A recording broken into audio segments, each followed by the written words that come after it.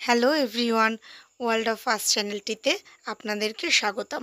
বেশ অনেক দিন পরেই আরও একটি নতুন ভ্লগ নিয়ে চলে এসেছি। অনেক দিন ধরেই কোনো ভিডিও আপলোড করা হয়নি, তাই আজ ভাবলাম আপনাদের সঙ্গে বাড়ির মন্দিরের পুজোর ভিডিওটা শেয়ার করি। বাড়ির মন্দিরে ছিল বিপত্তারিণী পুজো, আর প্রতি বছর মাই করে, তো এই বছর আমরা দুই বোন মিলে ভেবেছি পুজোটা করব মায়ের সঙ্গে। তাই জন্য সকাল সকাল রেডি হয়ে আমরা পুজোর গোছগাছ করতে বসে গেছি। এই পুজোতে 13 রকমের ফল, 13 রকমের ফুল, সব কিছুই 13টা করে লাগে। তাই জন্য প্রথমেই আমি 13 রকমের ফল সাজিয়ে নিয়েছি, আর এইটা আমাদের বাড়ির মন্দিরে বসে সাজাচ্ছি। এখান থেকে সব কিছু সাজিয়ে গুছিয়ে নিয়ে আমরা আমাদের আরও একটি মন্দির আছে আমাদের পুকুর পাড়ে, সেইখানে ওই মন্দিরে নিয়ে যাব। তারপর 13 রকমের ফুল আগের দিন থেকেই আমরা জোগাড় করা শুরু করেছিলাম। দেখতে দেখতে 13 রকম কেন, অনেক রকমেরই ফুল হয়ে গেছিল।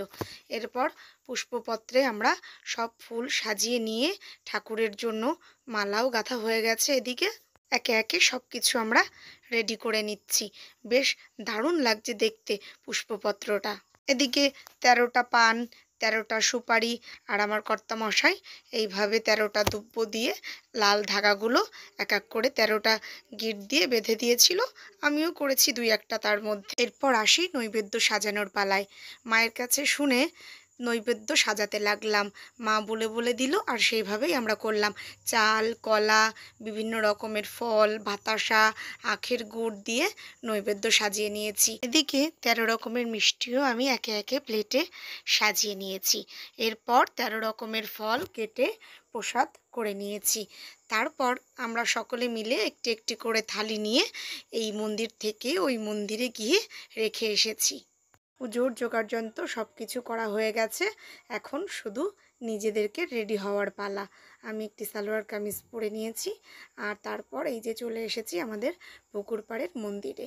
এইখানেও সব কিছু গোছানো হয়ে গেছে, আর বাকি যারা পাড়ার কাকিমা জেঠিমারা আছে তারাও সব গুছিয়ে নিয়ে চলে এসেছে। মন্দিরের সব কিছু গোছানো কমপ্লিট হয়ে গেছে। এইবার শুধু পুজোতে বসে পড়লেই। আমাদের এই কালী মন্দিরের পাশেই শিব মন্দির করা হচ্ছে। এটা এখনও কমপ্লিট হয়নি কাজটা, তবে পুজো এখানে শুরু হয়ে গেছে।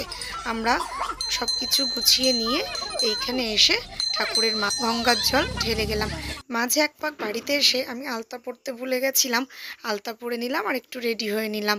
এরপর সেজে গুজিয়ে রেডি হয়ে চলে এসেছি আমাদের ওই আবার মন্দিরে। ততক্ষণে সকলে মিলে পুজোতে বসে পড়েছে। আমিও এসে একটু জায়গা করে পুজোতে বসে পড়লাম। তারপর সকলে মিলে পুষ্পাঞ্জলি দেওয়া হলো।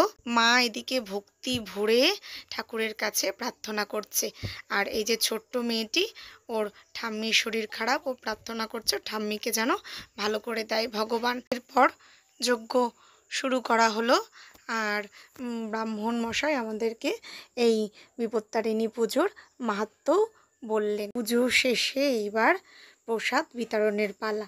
পাড়ার সকলে মিলে প্রসাদ তৈরি করতে বসে পড়েছে। আমিও হাতে হাত দিয়ে তাদের সঙ্গে প্রসাদ বিতরণ করতে লেগে পড়েছি। আর এই যে আর একজন কাকু বড় একটা কাঁঠাল নিয়ে এসেছিল। এইভাবেই আমাদের মন্দিরের পুজো সমাপ্ত হলো। ভিডিওটি আপনাদের কেমন লাগলো জানাবেন, আর ভিডিওটি যদি ভালো লেগে থাকে তাহলে অবশ্যই চ্যানেলটিকে সাবস্ক্রাইব